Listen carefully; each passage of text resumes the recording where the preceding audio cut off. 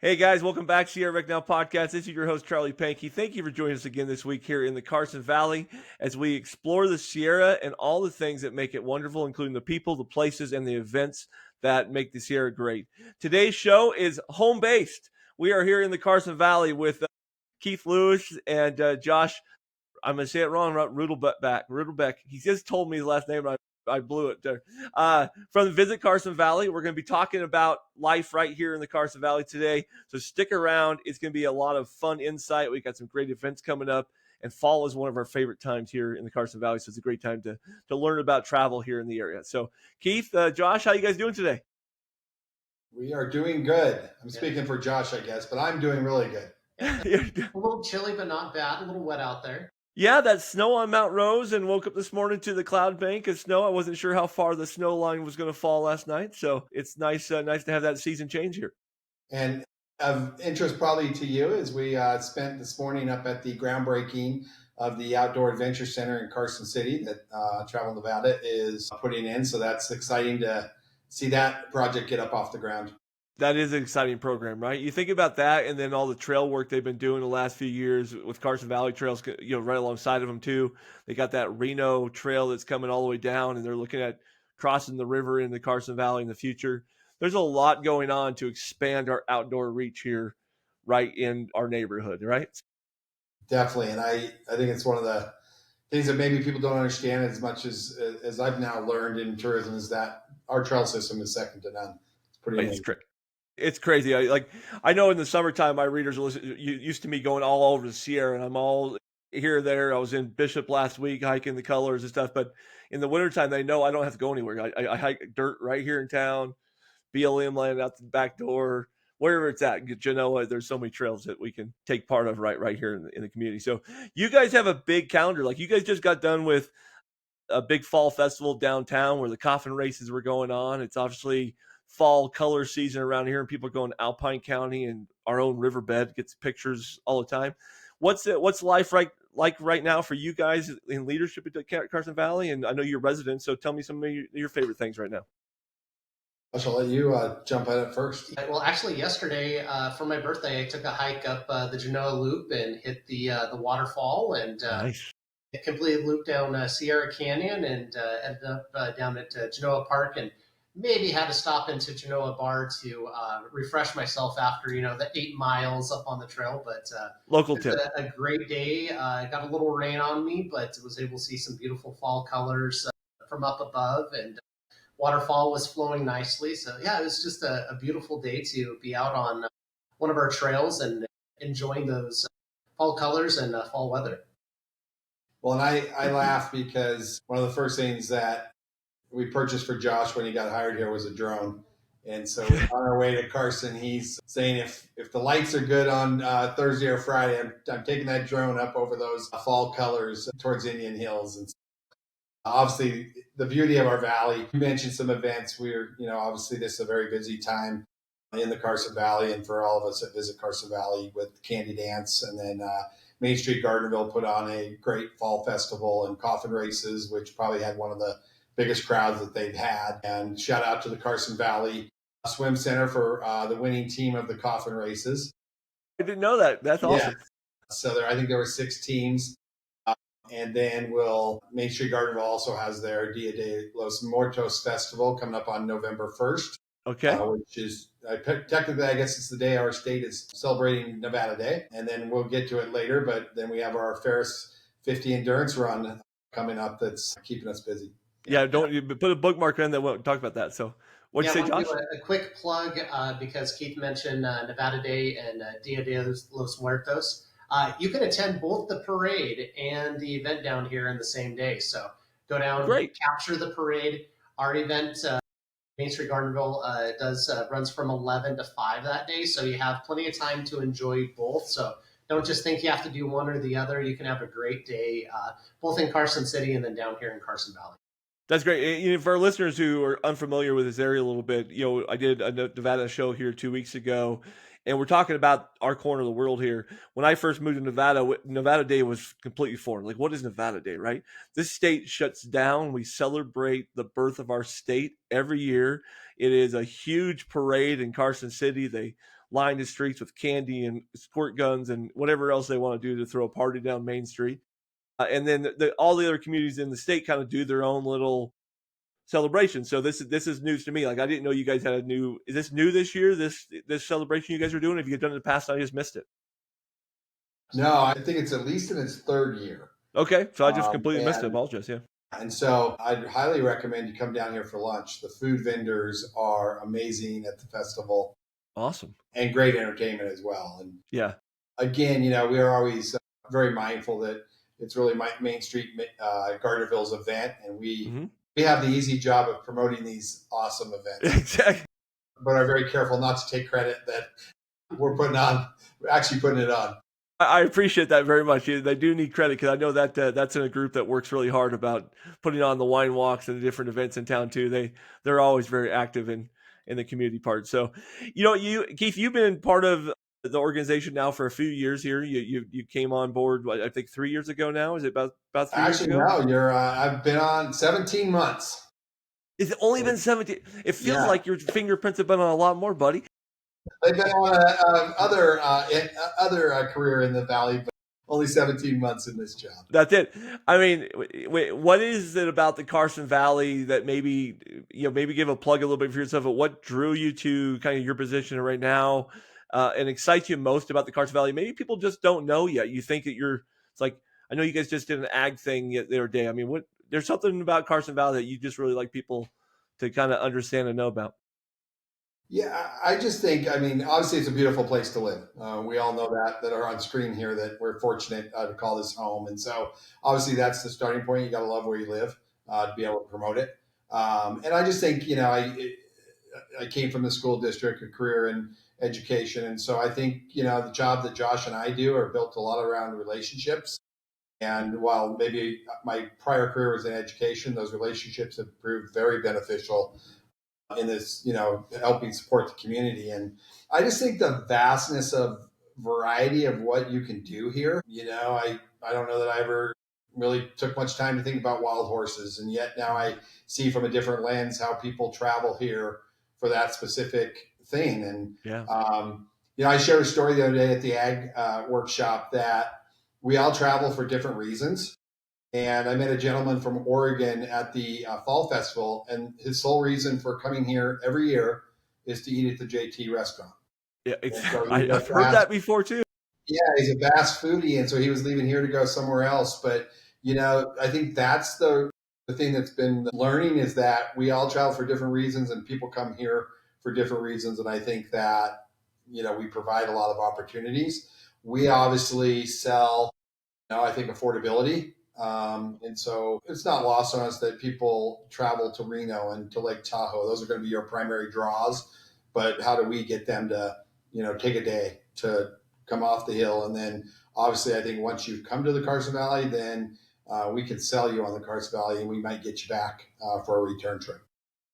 I ditto that a lot. I think the other feature that is highly underspoken about is our access to BLM land, which is, I know we're not unique necessarily in that, but it's so easy. And then you add the wild Mustangs and the access for bikes and trails out in the BLM land right up against Tahoe. Not that you can't be in Tahoe in 20 minutes. I just think it's one of those sections where it's like, wow, you did a big promotion this year on Topaz Lake. I took notice this summer on Topaz Lake.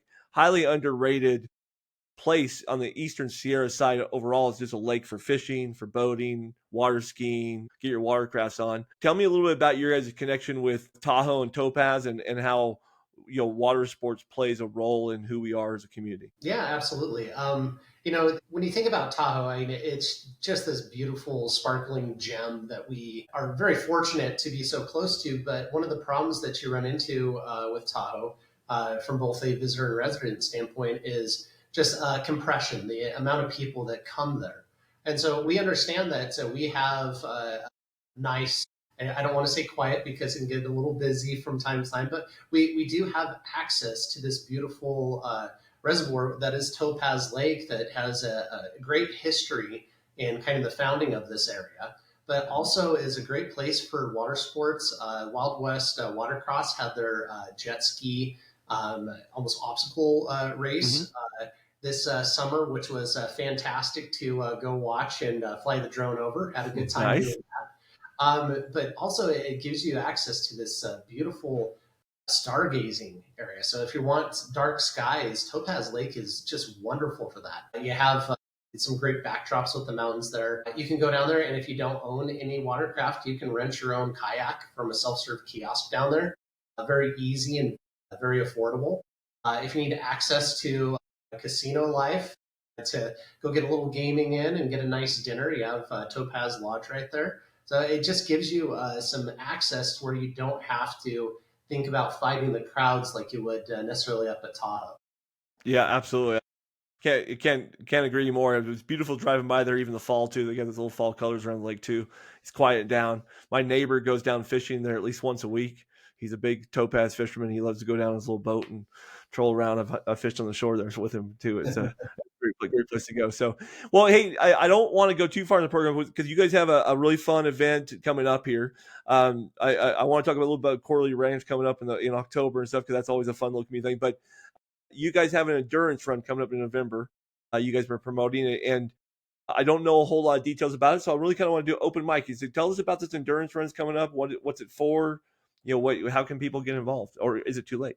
No, it's not too late. So I think that, so just kind of giving them maybe a little backstory on it is we've always, like I said, just been a promotion. We promote the events and we just felt like we could do maybe a little bit more in the event management side. And so Josh has a history with endurance running. And so we kind of thought maybe that could be something it's not easy, but maybe a little bit more manageable as we get into this and, really trying to drive visitation in the shoulder season. So November is intentional where we might have better odds of getting somewhat better weather, but also putting it at a time where we're typically slow here in the Carson Valley. And, with the understanding this is a long-term commitment that we have to build. I'm excited today to tell you we have 73 racers, and that is anticipated. I think we very well could get to 100, which at the start of this process, we all said we would be ecstatic if that's the number we got to. Yeah. So anyways, there's a 50-mile, a 50K, and a 15K. So 3 different races, all starting at the fairgrounds here in Douglas County, and then ending at TJ's Corral, which is the amphitheater behind Carson Valley Inn.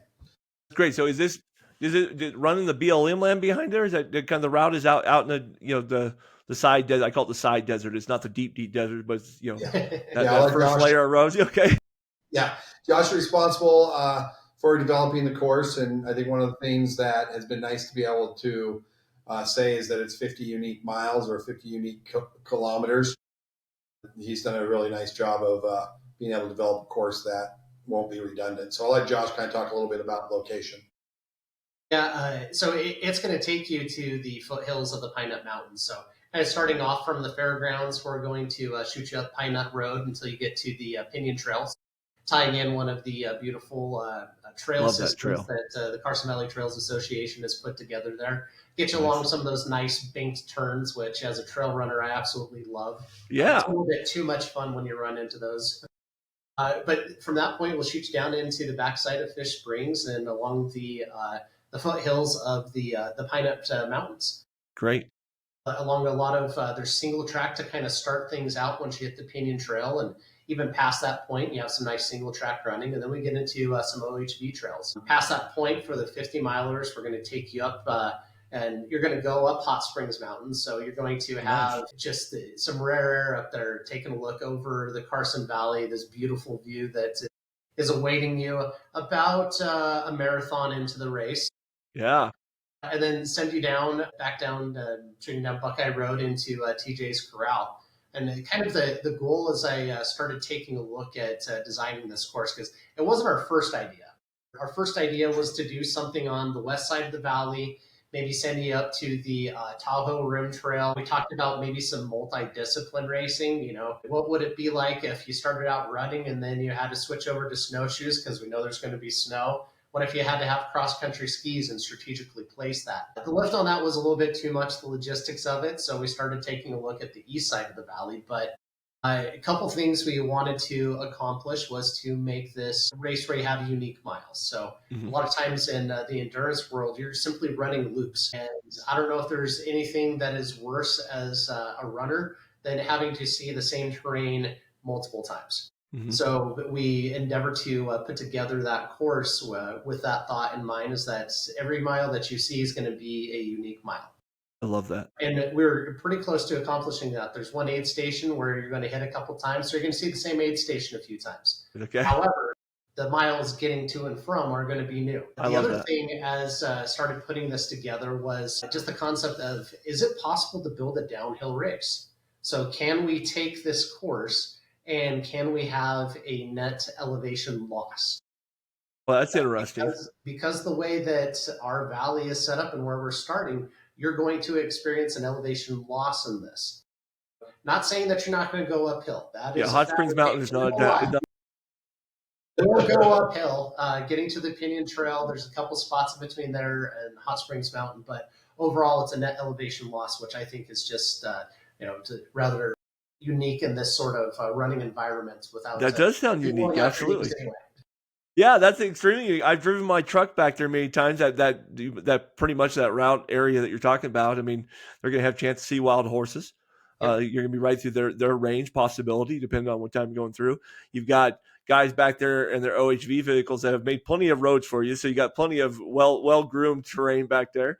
Hopefully, you don't get too much moisture. There could be some mud, but There could be some mud. it could be some mud, but what a gorgeous area. Those Pine Nut Mountains are very peaceful back there, driving on them, I know. And it's amazing how many different networks and different ways you can drive back there. So, yeah. What kind of volunteer base is it going to take to run something like that with that kind of distance being unique? So a lot, and we're still looking for volunteers. So if Okay. there's anyone out there that maybe is no longer running but wants to help, we certainly could use it. Obviously, on the course, I will say that we have 9 aid stations on the between the K and the longer distances, and all those are staffed with local organizations. So we've had groups step up, and we'll be supplying, the nutrients and the beverages that they'll be required, but Yeah. they'll help us with other infrastructure, so we don't have all those costs up front this year. But so those are all we've got those all staffed. We've got a lot of volunteer. We've got all of our needs covered pre-race, and in those first few hours of the finish line festival. But we could certainly use more volunteers at the finish line. And also just a shout out, even if you don't have time to volunteer, but you got a few minutes to come by TJ's Corral and create an atmosphere and encourage runners as they finish their hard day. That's always needed. Yeah. And then just people out on the course, just having OHV vehicles that are, number one, able to respond if needed, that we can sweep the course. Obviously, a lot goes in behind the scenes. People probably don't realize, how do we make sure we don't lose any runners, that we're accounting for them along the course to make sure we know where they have been and how far they've got through it. So definitely volunteer based. We've got, again, went back to my school days, Lorna Dorr, Heather Jackson, and Minka Brown are 3 friends of mine that have taken on that role and Nice. ran with it. So we've got a great planning. And I really do need to shout out to Carson Valley Trails Association, the Pine Nut Mountains Trail Association, the Nevada Off-Road Association. All 3 of those entities have been with us from day one in the planning and have just had great insight, just having done whether it was running or a biking or whatever, a race is a race in some senses, and they've had great insight to help us. I can't help but think in the Carson Valley Trails Association is a little bit geeked out because I think about 7 years ago I sat in a meeting with them when they were talking, maybe even longer. They were talking about how to connect all the trails and make one big loop trail for the valley, and how that's their dream someday, that the valley would have like a 50 plus mile loop trail right here in the valley if they could connect all the little pieces that are around here. So I know it's in a vision someplace. I think it's pretty cool. And I was just sitting there while you're talking about, thinking about what a cool piece for the Carson Valley to add. So Tahoe's known for some of their running events that they have during the year. Truckee obviously has running events. The Death Ride for the bikers in Markleeville. It's really kind of cool to think about how our region here is adopting this endurance sport, ability, because we do really have the landscape and the lifestyle around here to really kind of welcome that community. So congratulations on a cool event. I hope the 100 people, I think, is going to be pretty easy to get to is, late signups are always happening, right? But Yep. Yeah. Well, they tell us that especially with the longer races, we'll get those signups later when people know they're on track training wise and they know they're healthy. Yep. And we're seeing that in our numbers. We're getting more 50Ks and 50 miles now than 15, which we got a lot of those early on. So we have someone coming from as far away as Florida. Cool. We have El Paso, Texas, some Washington, and some driving distance out of California too. But about 80% of it is the Reno, Lake Tahoe. Well, again, we got to get started, right? That'd be good. We have plenty of those runners around here to do the marathons and that stuff too. So I have a good friend who is a big into those endurance sports. So I'll have to ask her if she's signed up on that. So, well, okay, guys, I want to keep our show moving. We got a few more minutes left here. Keith, I know you have a hard stop here in a few moments. One more question for you. Fall gets into a family season, what I call family season in Carson Valley. We have Corley Ranch out there. It's got their big pumpkin fest and everything else here. In your guys' mind, being locals in the area, what's kind of a hidden thing in the Carson Valley that you think visitors should know about that they should maybe kind of miss out when they think come to Carson Valley? What would be something that you guys, I'm going to throw this is not pre-planned. They're just kind of thinking about this. What's one of those things you're going, man, not enough people do this in the Carson Valley in the fall? You want to go first? Well, I mean, your mention of Corley Ranch, I was there not this last weekend, but the weekend before, and enjoyed that one. Picked out some pumpkins with my girlfriend, and went and shot the giant slingshot that you use corn cobs to shoot at targets with. I've never done that. That sounds like fun. That was remarkably fun, and I hit the target, so won a little prize. That was fun. And it's just one of those things where it's do you necessarily travel for a pumpkin patch? And probably not, but it's a heartwarming, charming event that you go there and you feel good about. Like, I don't think you can leave that place without a smile on your face. Yeah, So absolutely wonderful to go to. And the other thing that as you're starting to take a look ahead a little bit as we get in a little bit into winter, start thinking about Carson Valley Christmas, about all of our wonderful Christmas events. Yep. Whether it's the community tree lightings or gazebo lightings, or probably my personal favorite, because if I was a kid, I think this would have been the greatest thing ever, is Breakfast with Santa in Genoa, Yep. where you can go there and you can have a pancake breakfast with the big guy. Exactly. It's a lot of fun. As a kid, I think I would have been just over the moon with something like that. Yeah, I'm having breakfast with Santa. And the Christmas parade is one of the best that I've ever been a part of in my life. It's a great Christmas parade. So absolutely. So. And just date-wise, for people that are schedulers, Carson Valley Christmas kicks off on December 4th. Okay. The Parade of Lights that you're alluding to, Charlie, is December 6th. So last year, I think, was one of the biggest crowds I've ever seen. It was awesome. Living here for 30 years. The other thing I just, before we have to go, is golf in the Carson Valley right now is amazing. It is amazing. So before all the leaves fall off, just with the colors, it's beautiful here right now for those that want to partake in golf. I think fall golf trip to Carson Valley is a must-do. If you come to the Sierra, just put it in your do it someday. You'll never be disappointed. It's beautiful out here to play golf. Dinner at the JT, drinks at Genoa Bar. We got Great Basin Brewery now here locally. So it's a great weekend. Getaway. All right, Keith. I'm not going to let you off the hook. I know you got a 2-minute thing here. We got 3 questions we ask all of our guests before they leave. Okay, so I'm a rapid fire them, and then Josh, you'll get an answer after he does all 3 of them. Okay, give you a time. All right, first one. Bags packed behind you. You got to go anywhere in the Sierra this weekend you want to go play. Where are you going and why? I'm going to Truckee. Truckee, I like it. Love the downtown area. Okay, very good. All right, and after a good day outdoor playing or your golf or hiking or whatever, everybody's a foodie somehow. What's your go-to meal after a big adventure? My go-to is I love Wild Horse Saloon.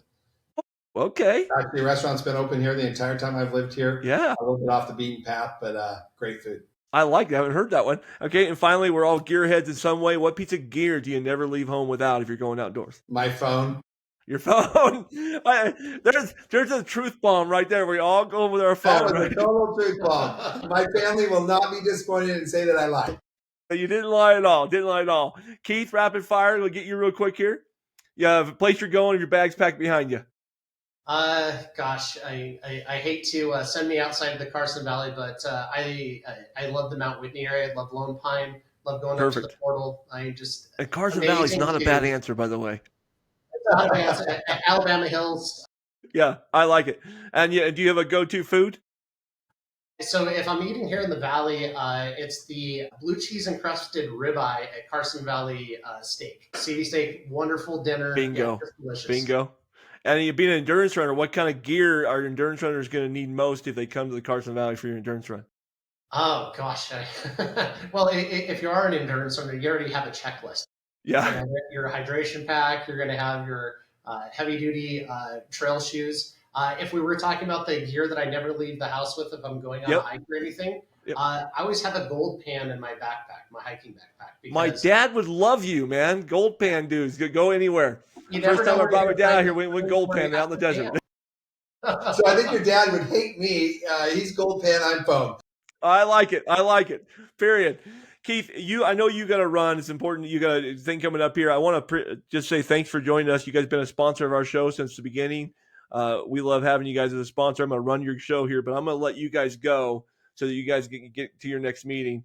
For our listeners out there, Carson Valley's been wonderful. They sponsor everything we do at Sierra Rec, even though I don't stay here all the time. This is home base for me. This is the best place to live in the world. I guarantee it. Come visit. It's a great time to be here in the fall. And take a look at this endurance run, November 8th and 9th. Is it 8th and 9th or just 8th? Just November 8th. We hope it doesn't take 2 days. No. I just didn't know if you had other activities. That's bad on my part. On November 8th, it should be a good time to be in town. And if you're out here looking for something else, come here for fall, go golfing. We got lots of things here in the Carson Valley. So we didn't even talk about Daneberg Ranch or any of the other cool stuff around here, but we'll get to it in the next show. But wherever you're at, drive safe. I do want to run their little sponsorship here real quick. Carson Valley, wide open spaces. Let me go and run that here so we, they're here listening to me for sponsorship. All right, room to roam. That's what the talk is, right? We're roaming the Carson Valley. So, hey guys, thank you very much, Keith. I know you got to go, so Thanks, we will Charlie. catch with you a little later, and we'll get you on the show again in the near future. Anytime. All right. Thanks, Have Charlie. a good day. Bye.